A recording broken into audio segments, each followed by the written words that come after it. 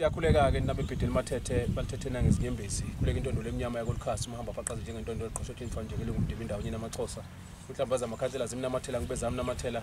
ngabe zaqeda ukuyoninqwa namhlanje silapha ke esigodlweni sengonyama yasoSuthu mamonga woSuthu kabulalo yasezilo sihleli ke neNyosi yeSilo umsindazwe okhona lapha entabeni zakwaceza nje mawubusilapha esigodlweni masithi nje ngale sibuka ekhaya kwakhe lapha omkhulu bakhe abamshiya khona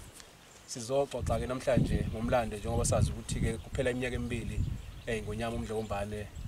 abheka komkhulu bakhe namhlanje ke sizokhumbula yena ngomlando wakhe njengoba sazi ukuthi nalendawo imile namhlanje umsindazwe kade echaza ngaphambili ukuthi kwaba umsebenzi wakhe wafika kule ndawo azoyibona wasesenquma ke ukuthi kuyobanyaka nonyaka abaKwaZulu beze kuleli izwe bezokhumbula ukuthi umamonga woSuthu wahlala kuleli izwe elwela izwe laKwaZulu umsindazwe asikubingelele kwiGula TV sibonga kakhulu ithuba lokuthi ube nathi. Hayi angithokoze nami shene njengoba sekuyichazile ukuthi ungokabani nami ke ngikuthokozela ukuthi ukubone kufanele ukuthi okuncane ocabanga ukuthi ninakho uze ukuzokucobelela kungumlando nje lokho kimi angisho ukuthi ngihlukile kubantu bakwaceza kodwa futhi yabuka ukuthi kuba sibuka izinto ngeselodwa ngabe mhlambe sikude kakhulu ngomsebenzi owenziwa uNkulunkulu namakhosi akudala ukuthi uhlalise umamonga woSuthu lapha emhlabeni walapha kwaceza bonke ke abakwaceza zonke izibongo okungumlando omkhulu kubo ukuthi yayishiya zonke inqaba kodwa yazohlala kule nqaba yakwaceza esikuyo nathi ngithokozisa kakhulu kuba nisizoba ndawonye lapha namhlanje. Mhlambe sizongena nje ke ingxoxweni eziningi esiqhubeka ngazo mhlambe singaqale sibheke isigodlo sasegazini umsindazwe ukusinikeza nje umqondo ngalesi sigodlo kancane mhlambe nababukeli emakhaya bazokwazi ukubona lenkulumo esixoxa namhlanje. Ulwazi lwami nginalo igazi isona sigodlo esikhulu njoba kungesenkosi uNdaba igama lithi igazini umuzi wenkosi uNdaba siyazi ke ukuthi inkosi uNdaba yona eyazala uJama uJama ke wazala inkosi usenza ngakhona inkosi usenza ngakhona yona eyazala ingonyama uShaka ingonyama uMpande ingonyama uDingana lokho nje kodwa futhi yonke leyo mizi iphuma egazini kuze kuzoba kulene khona namhlanje kodwa yonke isuka egazini okunye umuntu ayakunake kuzo zonke inhlamvu zezibongo zamakhosi aKwaZulu akukho lapha lungekho khona uhlamvu olubiza uNdaba wonke amakhosi ngakho nje ke imqoka kakhulu inkosi uNdaba nomzwayi wasegazini kodwa ke njengoba sathi ukuthi igazi lile emakhosini umuzo wawukhona la umuzo wasezembeni la ngaphesha kwezibhedlela etsheni lenyathi lapho kwakuhlala khona indlunkulu ngazana wayegana inkosi usenza ngakhona wayibizwa ngokaGubeshe ngoba wayezalwa kwaGazo kwakuyena mphathi weyimfihlakalo eziningi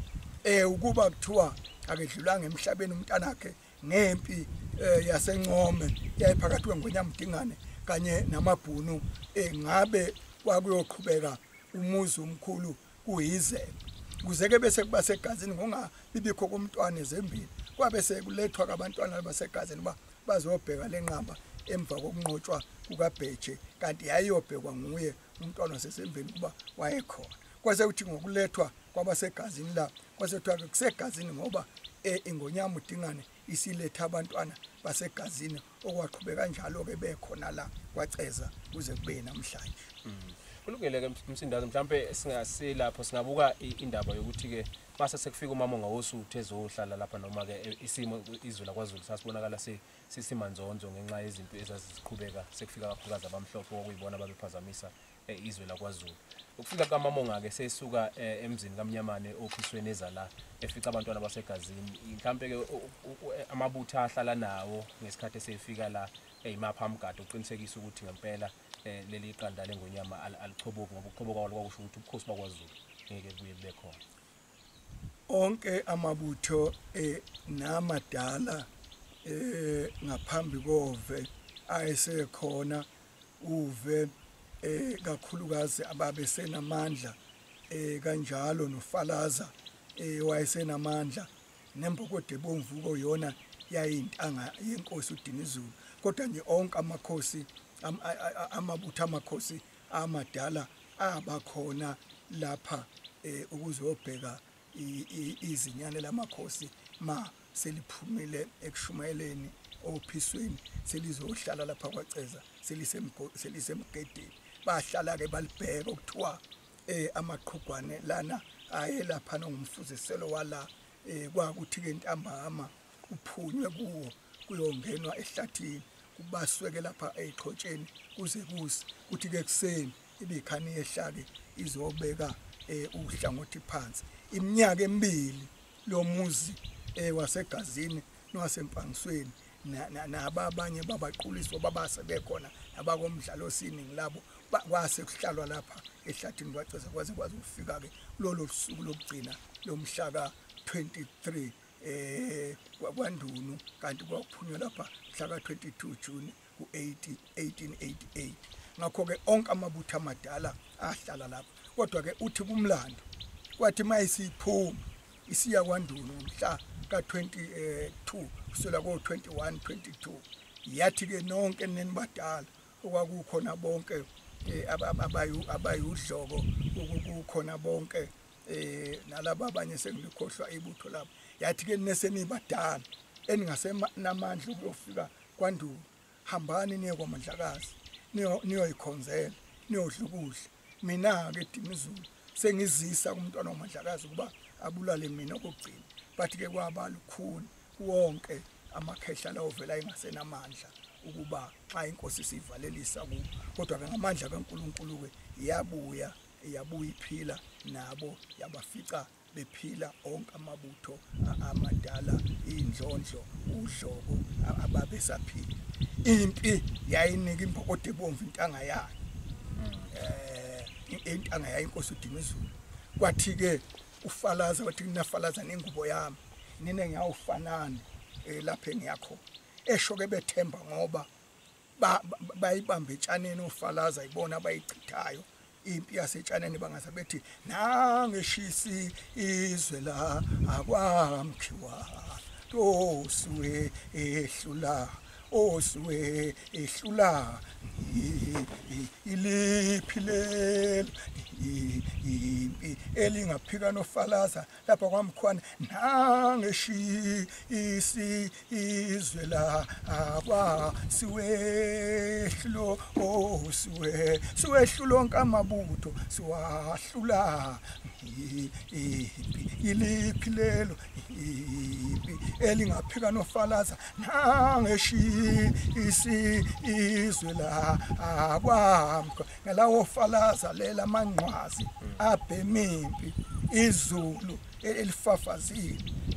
umsizo mahehla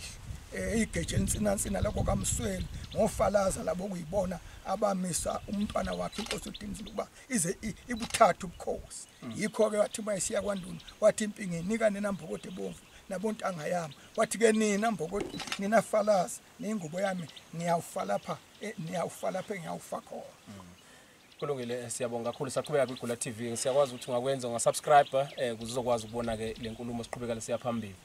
Mthindazwe mhlawumbe sesingena ke manje sikhumbula ngonyama uMdlkombane cishe nami engicabanga ukuthi ke uma ngiqala ukuhlakanipha iyona ngonyama noma engiqala ukwazi nami iyona ngonyama engikwazi ukuyibona. Namhlanje ngibe ufakazi wokubona ngonyama yesibili esizweni sakwaZulu. Singena ke kwingane kaMdlkombane noma kwingane kaBishop Khali kodwa la isimo khona izwe lakwaZulu bese kukuningi sekukhona ipolitiki sekukhona konke lokhu okuningi kodwa ukwazile ukubusa wahlanganisa isizwe ngokuningi baso eyintweni zokuqala nje oyikhumbulayo kakhulukazi mawuqala uzoqala umsebenzi wakho ukuhlangana nengonyama ufuna sibheke lokho kwakho umsilazo uhambo lakho nengonyama uMdlkombane ukuthi eyintweni zonke oyibonile la ngesikhathi sayo uhamba nayo ufunda ukhula kuze kube kule minyaka kule kukho konke shenge unomphemba okubalekile empilweni yami ngingakafike ekuqhubekeni nesilo kwangithokozisa ukuthi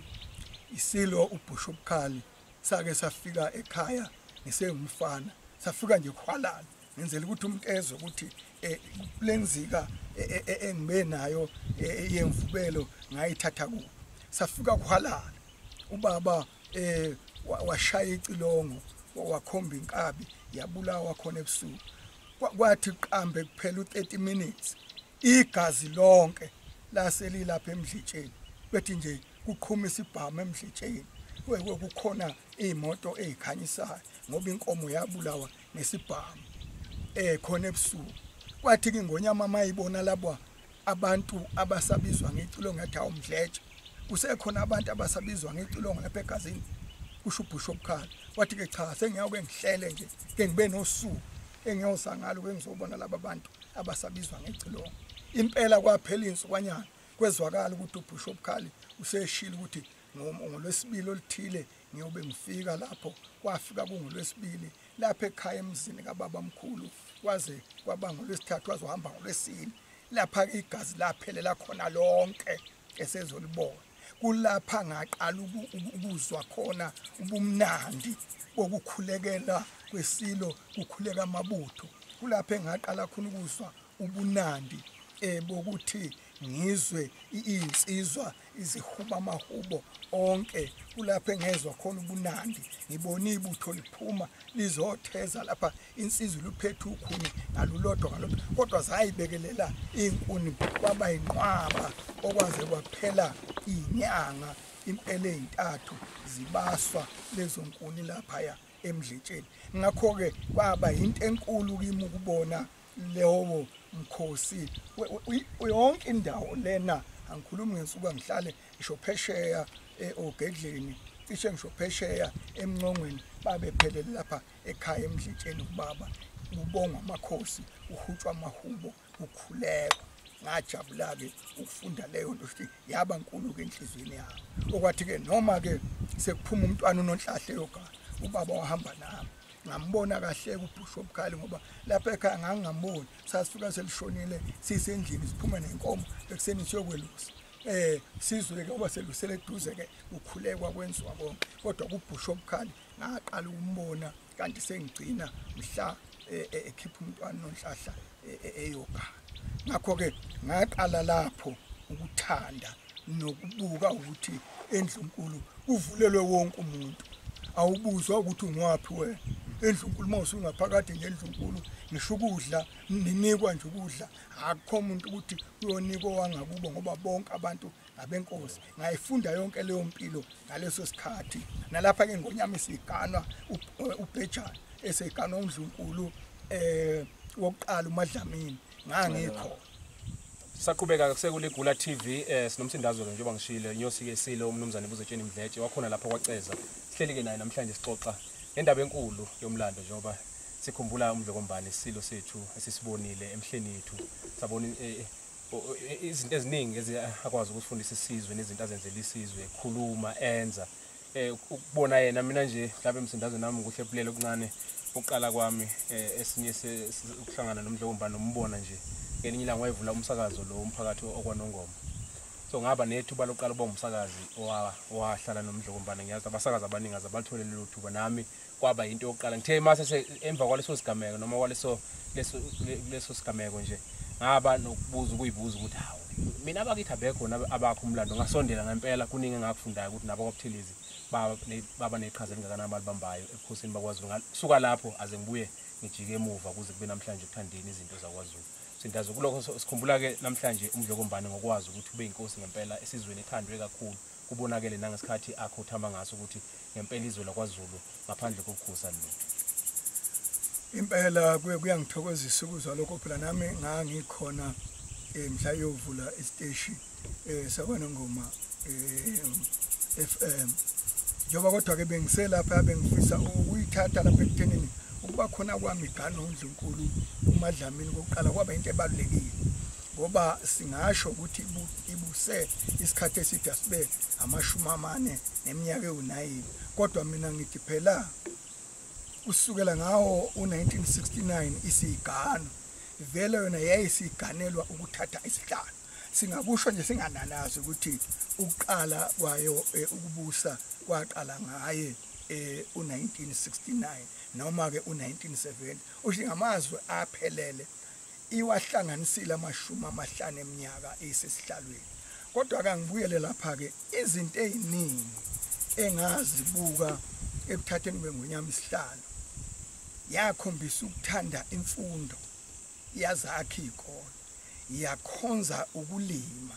yawalima amasiko, yakhonza imfuyo, yayithenga inkomo ngoba yona ayificanga inkomo esigodlweni kwakhetha. Yayike iphuma endayini iyothenga amashumi amane einkomo iwafaka eplazini, yelekelelwa kakhulu umnyango wezolimo wabamba iqhaza elikhulu, noma ngeke ngibale bonke abalimisi kodwa nje umkhwanazi kubalimi ngiyazi ukuthi wabamba iqhaza elikhulu. Ushandu ubalime umbatha wabamba iqhaza elikhulu. Usimelane umlimi wabamba iqhaza elikhulu. uDlamini umeluleki ukhona namhlanje siyathi uma sithi uDlamini bese sithi ngoba akayile phezulu sisuke sesiqedile. Umeluleki uZenda abasekhona namhlanje, nabanye ke omeluleki uKhumalo nabanye engebaqedi, yabasondeza kakhulu okuyibona abenza uba inkomo zayo zizalane ngendlela enhle, benza amasimayo kuba abesesimene, yanotha ngeinkomo, yanotha ngokulima, yakha izikola kunongoma kakhulu. Lezo zinto zenza wabona ukuthi lapha kuyo kukhona ukuthi ukubaluleka kwesizwe ukuba sibe nokuzenzela, ukuba sifunde. Yayikhonza kakhulu iminyango, ngisho umnyango wezempilo yayiukhonze kakhulu, ibambisene kakhulu nodokotela nabaphathi bezibhedlela kucishe zonke. Kanjalo futhi nabamasonto yasebenza kakhulu nabafundisi. Ngakho nje yonke imikhakha yempilo isilo sayibamba, wabona ukuthi singumnikazi wesizwe, iyazi ukuthi isizwe sayo siphila kuyo yonke le ndawo. Uma ikhuluma kwabenkolo wawungathi umfundisi, ikhuluma ngwamasiko, ngisho khona emasikweni ayesenyamalala amasiko kwakungasekho ukuvunula ekweyinsizwa kwaZulu, kwaqala ngayo njengoba ibongo zayo zithi nje inkosi yensizwa umaphikelele iphikelela amadoda kwaZulu shesephelelwa ngamandla, ngoba ayeseqala amadoda kwaZulu phelelwa ngamandla emvunulweni. Njengoba ke nibona ke ukuthi imvunulo ishiye isinjani kwaZulu. Ngakho nje ube ingonyama yokukhanya nengonyama yesambulo, njengoba ngake ngasho kulapha ukuthi ingonyama yesambulo. Ngithi ngoba thina sasazi ukuthi esandlwane kwanqoba okhokho bethu, kodwa yona ithi kwehlela uNkulunkulu othini, oshuthi yayiwanaka amandla kaNkulunkulu. Thina sithi ngonyama uDinizulu yona yanqoba kwandulo, ithi yona akunqobanga yona inkosi uDinizulu kodwa kwanqoba uNkulunkulu ababesuke naye la beya kwandulo. Ngakho ukuhlukanisa zonke lezo zinto yabona ukuthi inkosi yesambulo eyambulelwe yonke impilo yomuntu, ibithanda yonke imikhakha yabantu. Uma yayikhuluma nabantu abadala, thina sithi ngogogo nomkhulu, wawuyibona ukuthi kwayona iyakwazi ukuyiguqula izenze lezi zalukazi namakhehla. Uma ikhuluma nabantu abaphila nokukhubazeka noma abakhubazekile, wawuyizwa ukuthi ingena kubo kube ngazathi nayo iyakwazi ukukhubazeka. Uma ikhuluma nalabo bantu ababanebala eyathi yona ngabantu bofuzo, ubuzwa ukuthi kuyo uphelele ukuthi ngabantu bayo. Ngakho ke besinesimanga senkosi engicabanga ukuthi uma nje inhliziyo zethu sonke njengesizwe noma njengabo bonke abantu abakhele izwe lakwaZulu neSouth Africa yonke neAfrika yonke nomhlaba wonke jikelele, ngoba ihambe wonke umhlaba ngempela sashonelwa ilanga. Kodwa ma ifundiso zayo singahlala kuzo, uNkulunkulu wayo nengilozi yayo angaphenduka abheke ezweni lakwaZulu asibusise, ikakhulukazi abantu abasha ibibakhonzile ingonyama ngoba ibiyazi ukuthi bayikusasa lesizwe. Kulungile, mhlawumbe Msindazi ngafuna ukubhekana la indaba yokuthi ekseni njalo kubonakala usuka lapho kwaceza ubheke egodlweni zengonyama. Emsebenzini obuwenza usuku nosuku, mhlawumbe uvuka ekseni bekwenzakala kanjani, bekwenzakala ini? Phela njengomuntu okwagcina sekugqama ukuthi isiphiwo sakhe ubonga amakhosi nakhona wabonga ngokujula hayi nje kube ukuthi wenzela ukubukwa ngabantu njalo ekuseni ukuye esigodlweni usuke uyovusa isilo usembathisa amakhosi nazo zonke inyandezulu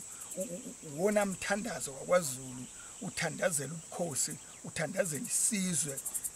okwenzeke kabi ngayizolo mawuye endlunkulu ufika ukubabaze uthi makhosi zindlovukazi ukuthi nokuthi awukubi sengathi ungenzeka kuthi okuhle okwenzekela izolo ukubabaze ukukhulise uthi ukhulekela ukuthi sengathi ungaqhubeka njalo kwenzeke okuhle usuke uyokwelula ingonyama uyenzela ukuthi amakhosi lana ahambe phambi kwayo abone ukuthi nisaqonda ukuthi lo okhona uhlezi esihlalweni abahlala kuso ngeke ngithi ke uma sengikhuluma ngithi ukuba amakhosi ohlanga noNkulunkulu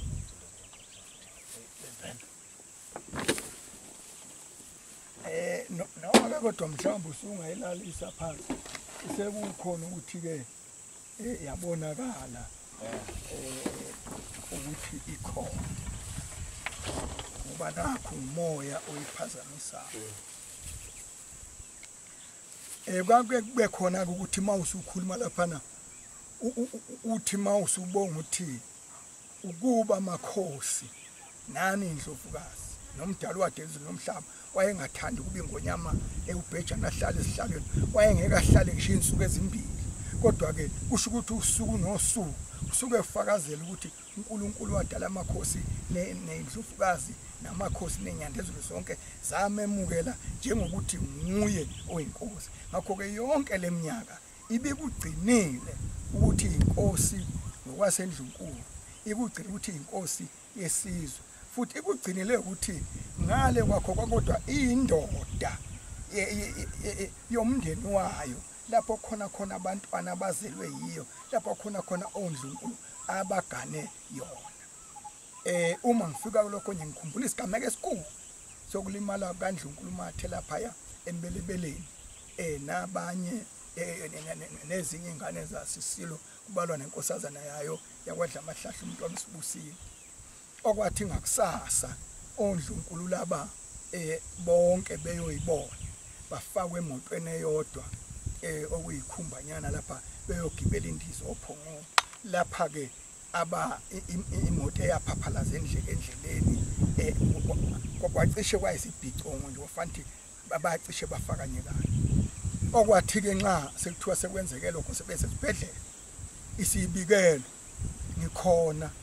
ikwakhangela sekufanele ukuthi manje iyobikelwa phela ngendlela xa sifika lapha yana ke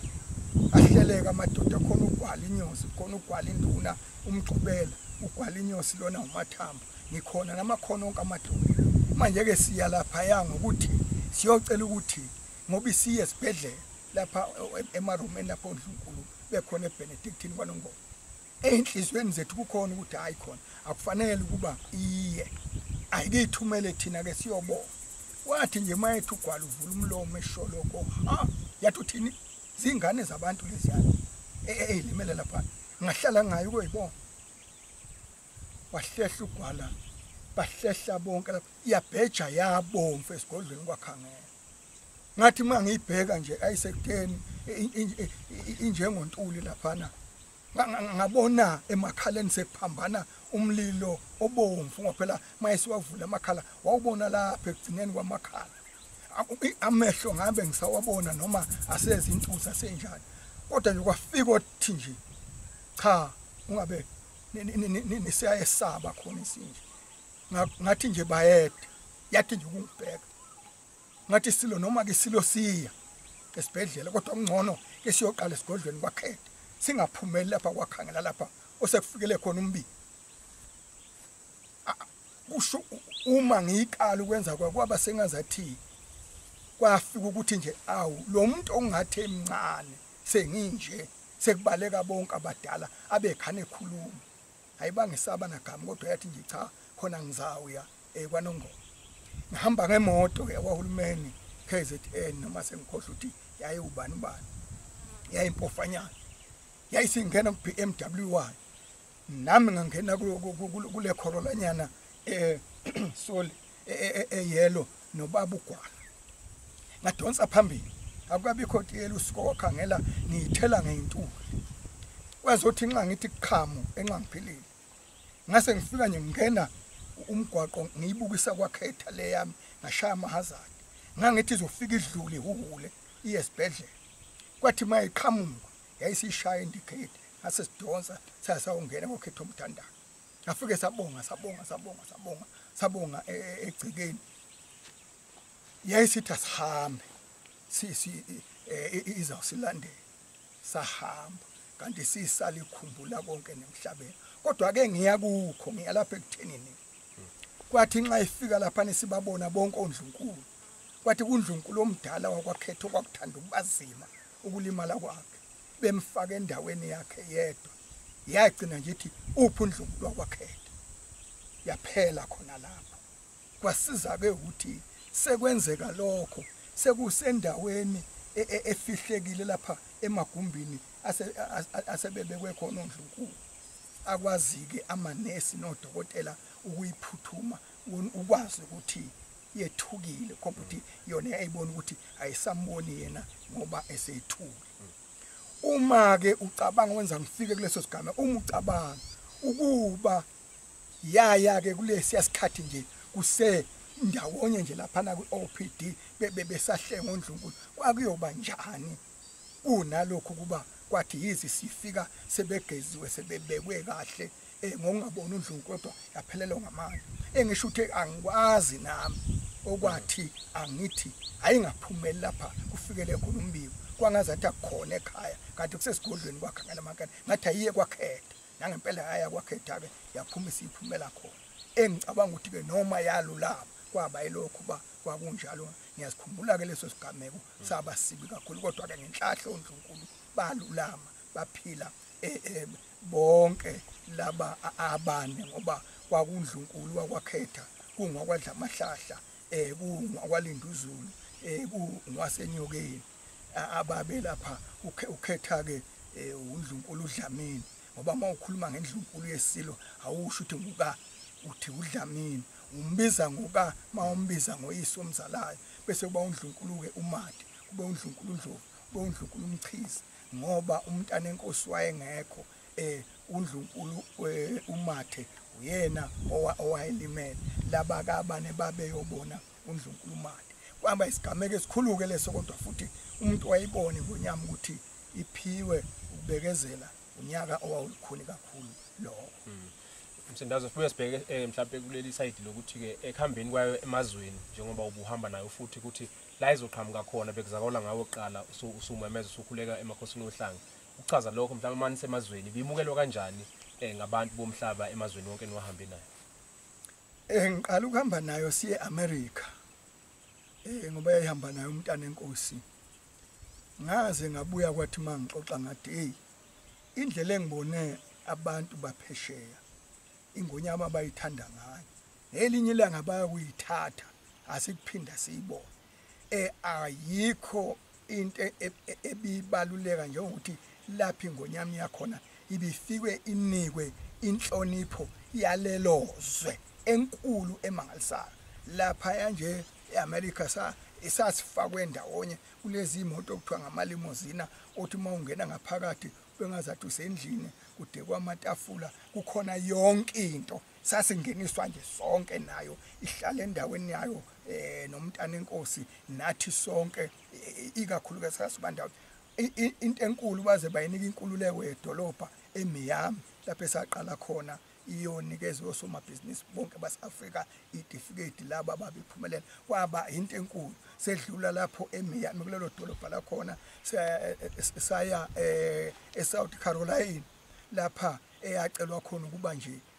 izindlu zeParliament zombili zathi zikuyaqala uze kunyathela inkosi kuleso sifundazwe esaseAmerica esibizwa South Carolina bathi bacela nje uba nje ikingene nje ibabingelele nje iParliament ibeke nje amazwe amabili yavuma yakwenza lokho impela okwaba into enkulu kulapho ilapho ke okwathi ma sengibona uthando lwamaParliament omabili ayefisa ngalo ingonyama ngene ngathi ibhubesi likandaba elibubule phakathi eParliament eSouth Carolina nanamhlalo kumbhongo walo usezwakala ngoba injabulo ababenayo usuku lolo nabangeke balukhoxe iyobi lokhu izwakala leyo mfudumalo naleyo njabulo naphezulu babeyigcinile ezintweni zabo kwaba into enkulu sasuka lapho saya eFlorida nakhona khona eyayikwenza khona sasuka lapho ke saya eNew York lapha ke sagibela khona ke sesibuya ziningi izinto eyayozenza lapho ngoba futhi ngalelo langa yayothweswa iziqu zobudokotela kwenye iuniversity yakhona khona ke kubizwa ngama college kwakuthiwa iCoca College lapho eyayiholwa khona udokotela uKhata beno Mr Brown insizwa ezazi namandla lapho ezafaka incwadi kulolonke leli nakhona lapho nje ke kwathi ma sebeyithwesa iziqu ke ngathi inkanyezi kandaba inkanyezi yakithi wakhangela amankenga ekhanyisela amazwe asempumalanga yaze yakhanyisela nawasentshonalanga ihlangatsheze uDr Khate kwelasemelika wayethwesa umqhele ngeziqu zobudokotela ngenzela nje ukugcina lowo mlando ngakho ke angazi konke amazwe engihambile ngisho eRussia safika khona kwakhishwa imoto endala okuthiwa ihamba umbuso iyayihamba umbusi wakhona wokuqala ingonyama yahlonishwa ngayo kwakuthi maziya emarobotini ufike sekuvalwe imigwaqo ihambe njengalapha isuku ihamba lapha eSouth Africa ngisho wonke umhlaba koBelgium kuphi lapha ihambe khona ibinikwa isithunzi sayo kodwa ke ngakubona lapha enhlane eAfrica lapho kuthiwa use-Equatorial Guinea khona awukwaba isimanga kwenzeka lokho okuzwe kuthiwe bendlala isundu manje mangizolinganisa kuba sisuke eShowe kuyafika abalapha eShowe edolobheni sasiya kwelinye idolobha la khona kwafike kumimoto yehle bafuna ukuthi ihambe phansi inqamla phansi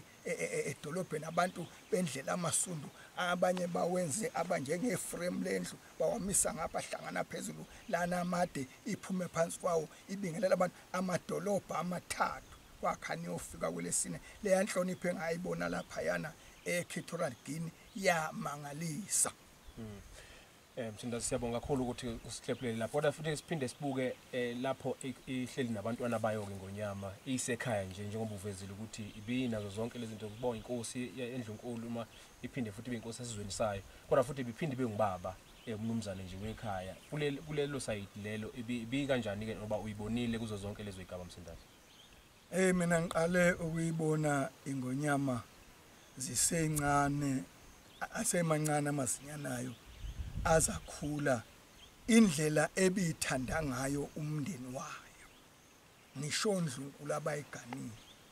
ubungeke uze nje ube nesithombe nanokuthi mhlawumbe ikibathethiseni ngelinye ilanga bona amazinyanayo iwathethiseni khona nangelinye ilanga indlela nawo amazinyane ngonyama ayethandana ngayo uphilisilo iyamangalisa wawungeke ubone ukuthi ukhona ozalwa lapha ukhona ozalwa lapha ukhona ozalwa lapha ngendlela eyayibathanda ngayo ngisho kunomcimbi mayisine izingane zayo esigodlweni wawuyayi ubone ukuthi akukho ekukhonze ukudlula laba ebazalayo nalaba abayiganile kuzo zonke igaba zempilo ukubondla ukubagqokisa ukubafundisa yonke nje into wawubona ukuthi ingonyama inothando olukhulu nomndeni wayo kanti nabantwana basendlunkulu into enye ebibaleke kakhulu akukho umntwana akukho ndlunkulu kunoma yipi indlu obekuthi ma eshonile ingakhiphi inkomo negrosa eyokwenza ukuthi lapho kubonakale ukuthi ukudlule emhlabeni owasendlunkulu ngakho ikumele lokho kwaze kwasekugcineni kanjalo nabantu beyibonga laba bebesondele kuyo ibikwenza lokho ingonyama kangangokuthi nje ubaba ongizalayo yayikhipha inkomo ekugcineni nje kukhona insizwa othiwa umgodi lapha yana umfu waseMantseleni ebishaya kakhulu icilongo abantu mhlambe yayimanukelana ehambe ngawo unyaka isile sihambe ngawo kodwa wahamba qala yakhipha inkomo yayokumncwaba wena wawungathi uma ukuthi yinto engenamsebenzi kodwa usho ukuthi isilo sathi sigcinile lokho yaphinda la egazini umntwana uNaftali unxeba lendoda kaMkhuzeni lapha kweqiphi naye sehambile yaphinde yakhipha inkomo yomncwaba ngoba kwakuthe kulotshola umntanakhe wagcina lelo siko elalithi kwaZulu kwakuthi makulotshola ingane yakho bese kuba khona inkomo ezimbili oyobikela ngazo phela ingonyama ukuthi kukhona ingane yayo asebeyithatha ngoba ingane bengeze ngonyama zonke yakujabulela lokho umntwana ese inkomo ezimbili kulotsholwa ingane yayo kwathiwa nguno okwathi ke mangabe sigana uNdlunkulu mafu yathi kabogeziswa umntwana wasegazini ngoba wakhombisa ukuthi uyayazi yona ngoba wathi uyogana ingane yakhe wakhipha inkomo ayinikeza wageziswa umntwana wasegazini uganwa iNdlunkulu umafu okwaba into ebaleke ngisho ke esehambile ke emhlabeni yayikhipha inkomo ingonyama yathumela induna yayo uSibiya yazokwethulwa lapha enqaba kutholwa wangcwatshwa nenkomo ingonyama bonke abahamba emhlabeni ababesondele kuyo bezihlobo zayo bekhonzile kuyo bekuthi ma behambile ikhiphe inkomo ngakho ke lonke lolo luthando luhlanganisa iNdlunkulu amazinyane esilo abantwana bonke baseNdlunkulu nesizwe sonke ebesisondele esilweni hayi ngobuhlobo kuphela kodwa ngokukhonza asibuke mthindaze la khona ezinye zezigameke eziseyibongeni sayo ngomhlambe kuningi obekade kwenzeke bese ni njengeinyosi nikwazi ukuthi leso sigameko kube yisona esizibongo zazo ezinye zazo ngesithinto ukuthi ulotsholwe ngeyeme eMdletshe mhlambe ukuveza kancane ngelinye ilanga sinawe eMdletshe wakuveza lokho ukuthi ingonyama yayise eMdletshe ngelinye ilanga kwenzeka isimo esinjengaleso ngathi uchaza kancane usho ukuthi ufuna nje ukuba uhlekise kodwa ke hayi umlando awuhlekisi isilo kwakungasi isikhathi lesi somntana enkosi kuzelwe yona lensizwa namhlanje na esiyisilo samabandla ihlezi ke lapha ya emzini wakwaSibiya owawulapha uthiwa kwaTepa emuva kokudlula emhlabeni kweduna layo inkosi uMkhayiphi kwase kubamba ke omunye umfowethu angazi sengilikhohlolana manje umhlomseni kwase kubamba umhlomseni uma ke ilapha sithi ke ayiyokhulekelwa lapha yana ukuthi ilapha ngophela kwakhelene sekuyahanjwa bayahamba abantu ke bayoyikhulekela uyafika ke lapha na kumne wethu umhlomseni ubuka esibayeni usekhipha ijongo sana nje eledelelekile alitheniwe nakuthena kanti phela ingonyama ayidli inkomo enamasende noma ngabe imbuzi engaphakuliwe noma ngabe inqa uma ifika lapha ke njibuka lenkomo shothi yafikelwa nje ula yathi anithunywa uMdletshe ulethana lenkomo bathi babayena wathi iyo yodwa nekhaya basebethi cha yayisithi kasami kwasuka yona ke etshathi isibhamsayo yaphikelela lapha yake ekhaya emzini kami ihamba kodwa iyakhuluma kulaba esemotweni ithi mina la kuleli likaMfusi lapha ukhokho wami aze waboshwa aboshwe kuyololu msushwana ngenziwa nje uma ifika lapha yake inkomo zisesibayeni kunenkomazi enkulu esengwayo ineguqa nje yavele yakhomba yona ke ngesibhamu ishaya umlenze yabheka phela ibingabeki phansi ngesibhamu waphuma ke umkamfowethu umhlomseni wathi hawu Mdletshe ngabe ngakungenani lapha ekhaya ngaze zobulawa inkomo okuyiyo yodwa edliwa zingane zami Inyosi kudlamini ke sithi ke ulotsholelwe ngehemu eMdletsheni kwalilizela umama kaMthethwa wathi yazi yangena inkosi ekhaya wena mawulalela ungathi impela kwakukuhle kanti kwakubuhlungu njalo zavela kanjalo ezibongo iqoshwa udlamini usalwa ekudla ufuza ingulubuzana kwaze nibiphe nje fesinye makhehla nichophe nje nokudlala. Ungomunye othe wasebenza naye kwakunjani mhlawumbe ukusebenza naye ngoba uhambe eqala emhlabeni sekunesikhathi wasala kwaqhubeka ngalo umsebenzi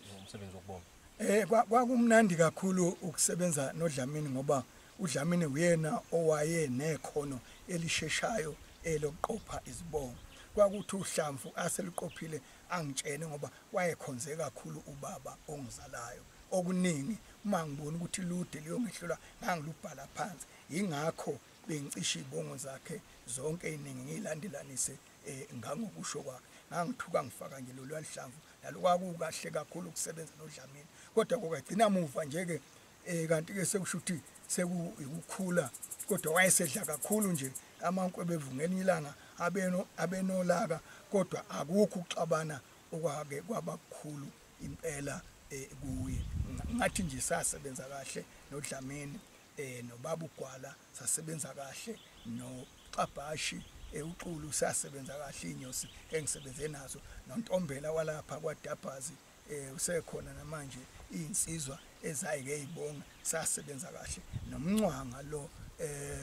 okhona sisebenze kahle naye kuBhejana nalensizwa yakwamkhize ebambelelayo nayo sisebenze nayo kahle ngoba mina uthando lwami ngibathanda bonke abantu abenza lo msebenzi uba iwona mthandazo wakwaZulu engakujabulela ukuthi ngibe ngedwa ongathi mhlanje ngibanjwe ngumkhuhlane ngoba bengekho nje ngoba ngibanjwe ngumkhuhlane sekungema ke manje umsebenzi omkhulu kangaka wobonga amakhosi bengonyama ama ingena kufanele kubonga amakhosi izosukuma ikhulume kubonga amakhosi izophuma lapha ekade ikhona kubonga amakhosi ngakho nje Inyosi ngokwakwaZulu kufanele ngabe ayodwa zizimbili intathu ziqashiwe kwenzela ukuthi mayengekho le ibe khona le mazi ikhona zonke kwenzeka kodwa nje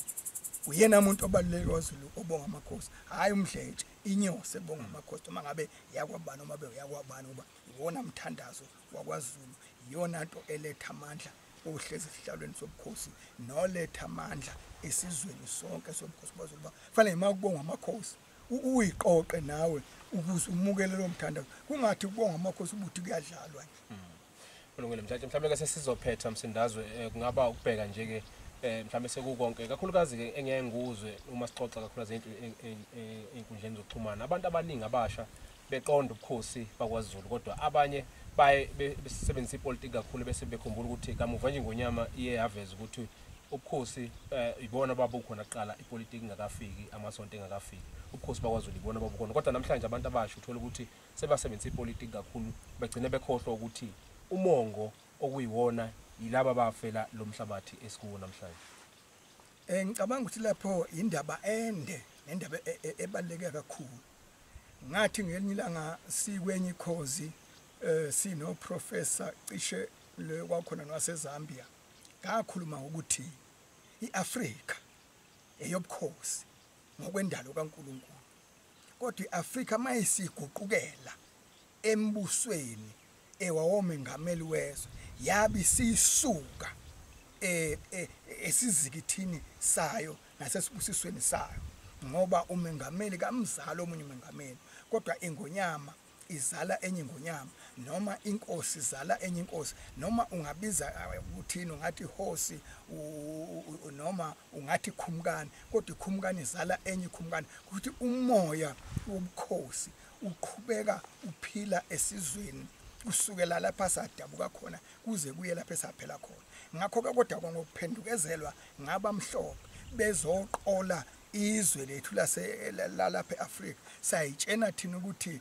balethe impucuko kanti ayikho impucuko abayilethileyo bazodla onke amanoni omhlaba wethu basusa thina ebukhosini bethu kodwa bona ngisho koBelgium babugcinile ubukhosi babo ngisho koEngland babugcina ubukhosi babo ukuthi ke thina lapha kithi Afrika kwaphendukezela iAfrika yonke ngaba inazo lezi zinto ezingaka ngoba amakhosi awalwi kangangosopolitiki obosopolitiki nithi nehlukene nizalo mama oyedwa omnye bekuleli iqembu omnye bekuleli iqembu sekonakela kodwa lapha kwaZulu singuZulu sonke yebo ke sekungeneke lokho ukuthi isibe naleyo nzondano vele eyafakwa yibo abase Europe nabakuphi kuphi ababethi divide and rule behlukanisa abantu ukuze ubabuse. Ngakho sibuswa ngento ephambene nomgomo womdali wethu, ephambene nokudalwa kwethu njengabantu base-Afrika sonkana. Kwakufanele ukuthi sizizwe maziqhamuka ngaphesheya fike zisihloniphe thina base-Afrika, zithanda amasiko ethu, zithanda ubukhosi bethu, kodwa ngoba zazizwe othatha amandla zakususa konke lokhu, zase zisinika lokhu okungenawo amandla, zakususa lokhu okwakunamandla ey'ngqondweni zethu nakithi uqobo lwethu. Uma iy'ngane zingamaZulu zingasalazi iculo lesizwe samaZulu, vele silahlekile. Uma ningabakwaButhelezi ningasazi ukuthi khona ihubo lomndeni okwaButhelezi, vele nilahlekile. Ngakho lezo zinto bayisusa zonke benzelela ukuthi sisale kube ngazathi nje konke sikufunde kubelungu, kanti kufanele sithathe okuhle kubelungu, kodwa futhi singakulahli lokhu esakunikwa uNkulunkulu okuyibukhosi namakhosana amakhaya nemindeni namakhosana emndeni. Zazi ngekho inkantolo ngisho ukuxabana bekulanyulwa emndenini. Ngakho ngoba kwenzela ukuthi isizwe sihlale sibumbene ukuze niyokhunyelaliswa umlotha, kodwa namhlanje izimantshi namajaji zikulahla ngecala nelamana, zingabe beseza ukuthi uzanoxolelana, nigcine izingane zakho zingasazazi izingane ezalo baba ezalo umfowenu, kanjalo ugcine imindeni ingasekho. Kwalokho nje kuwathathile amandla ethu. Uma ungasazazi ukuthi ungwaphi ungeke ube namandla. Umuntu uba namandla ngoba ezazi ukuthi ungwaphi. Msindazo. Asiphethe-ke Msindazo mhlawumbe ngokubheka nje ukuthi sekukonke ngonyama uma umuntu ongayazi nomuntu obeyibukela ekudeni, uma uyichaza nje uBhejane ngoba ungamchaza njengomuntu obenjani ngesikhathi semihla yakhe. Ingonyama ibisibusise esizweni. Njengoba namhlanje ngikhuluma nje kungumhla ka 11 kulentwasa uNdasa, kusasa usuku olukhulu. Kathi ke silapha yana unyaka odlule khona ngasesibhedlela lapha eNgonyama ilanga la shonela khona. Ngathi kulezi insuku mhlawumbe insuku ezisikhombisa zonke indlovukazi namakhosi nesizwe sonke, ngoba bona abasebesazi ukuthi sebezokwemukela umphefumulo wayo, babe phelele lapho ikhona, vele sebeyilandile. Ngakho ke kithi sonke Zulu usuku lwanamhla nolwakusasa ufanele ngaphakathi kwenhliziyo ngabe ngithi inyanga yezinyembezi, kodwa ke uZulu uyazi ukuthi ukhala buye nganena ngoba inkosi zalenye inkosi sesinayo inkosi ehlezi ehlalweni. Kodwa ukukhumbula ukuthi ingonyama eyayikhanyisela isizwe nethando lwesizwe, isingethe ubukhosi,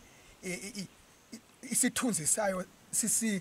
ungesabi na ukuthi phe inkosi yamaZulu leyana uyibona ivunule noma igqokile noma ikhuluma noma iyenzani. Ngakho ke isizwe khona ngabe sithi salahlekelwa, kodwa ke ngoba umoya wengonyama uzoqhubeka ukhona, uZulu kalahlekelwe. Ngakho uZulu nje akavuke athatha amandla njengoba kusasa izobe iwathatha amandla amasha lapha nayo inyandezulu kanye nawo wonke amakhosi isihlangana naso sonke isizwe esake sakhona kwaZulu nesikhona nesiyoba khona. Ngakho into enkulu ukuthi umhla ka 12 wonke umuntu waKwaZulu nowakhokela kwaZulu azi ukuthi kwenzekani alolu suku.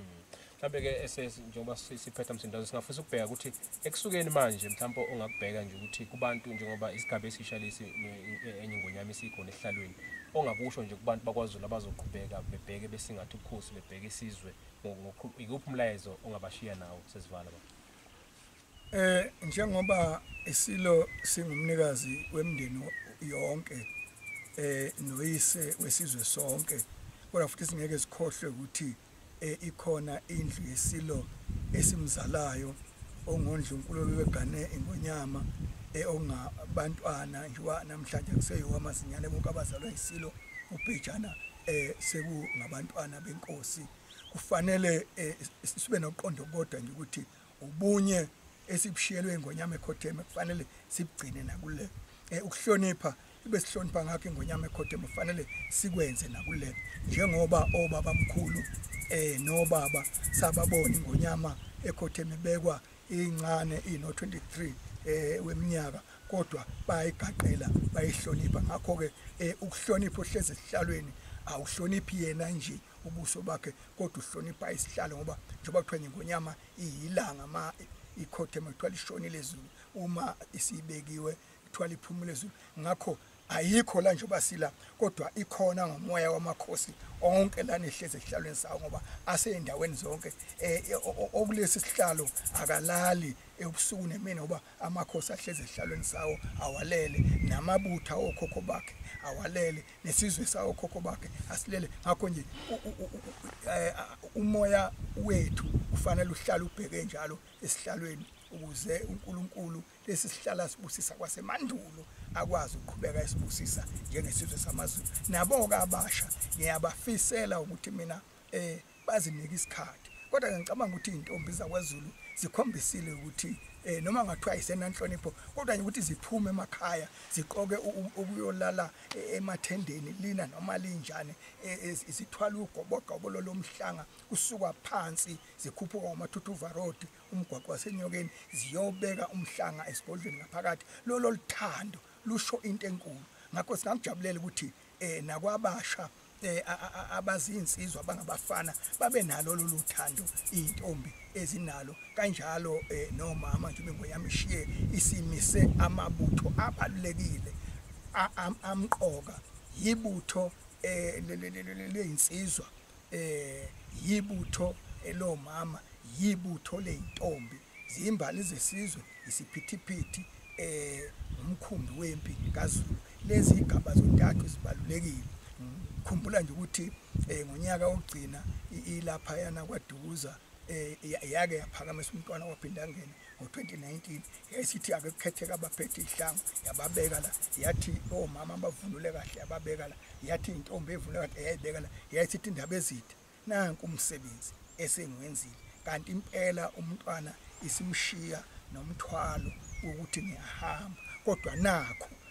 esengikwenzile okwakungasekho mageba. Yathi uyazi impela yamsukumisa yambonisa lezi igaba. Kwaba into enkulu leyo ukuthi amanye amazwi yayembusisa umntwana ophinda ngene ngalelo langa, kanti kiza kumshiya nalezi igaba zontathu ezimqoka ezweni lakwaZulu. Siyathokoza kakhulu mfundisi. Asithokoze Shenge, sisho isithi bayede wena wendlovu, hlanga lomakhosi umphefumulo wakho lapho okhona awulale ngoxolo, uqhubeke nokubheka isizwe sakho njengawonke amakhosi njoba esabonga namhlanje